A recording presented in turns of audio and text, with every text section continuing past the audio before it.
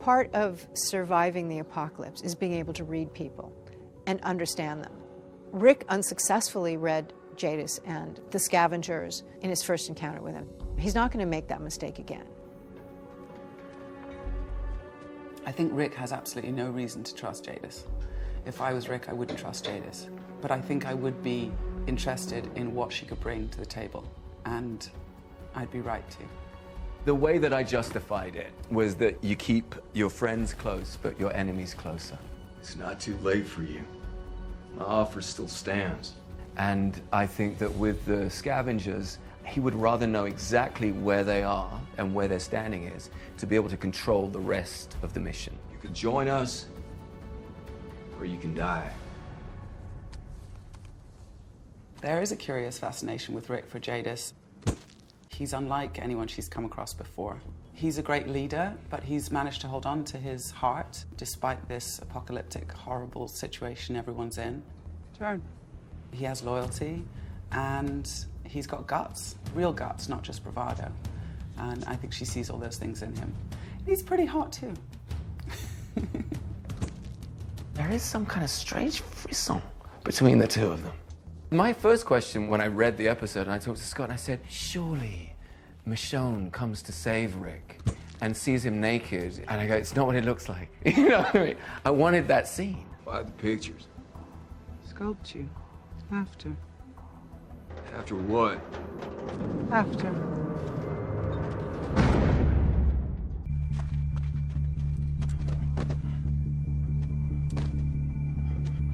I think he's not surprised, but it means that I get to kind of do a sort of naked smackdown, which frankly, I'm in for. Time for after. And I don't care that it's a little bit of a leap of faith, just so I got to sort of wrestle in boxer shorts all day. It was a really fun fight.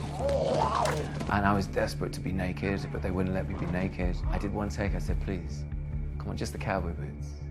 Let's do that. And for some reason, AMC weren't particularly comfortable with that. I think he had a great time with that scene. It's one of those where Andy, bless him, he loves to get down and dirty and do all these fights and battles and make it look as cool as possible. And I think he did have a great time, even though it was incredibly physical. She does genuinely believe that he is not going to win in that situation.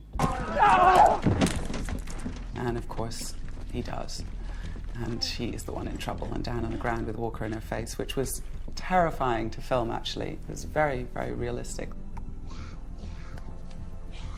I really felt the danger of that snapping jaw. In fact, I can hear it right now. I can hear the exact sound it made right in my face. And that kind of realism and that kind of artistry in the work means that it's very easy to feel afraid. Jadis recognizes that the saviors at this point, they really are outnumbered. Join you. And it's a good opportunity to bring them down. Sanctuary's surrounded. They're going to go with the winners. You don't want to be with the losing side in the apocalypse. Walkers, 20 deep around the compound. Well, okay, we can adapt, and let's go and fight this fight, because it's going to be an easy fight. Everything's going to be fine. Of course, nothing ever goes quite so easily in this show.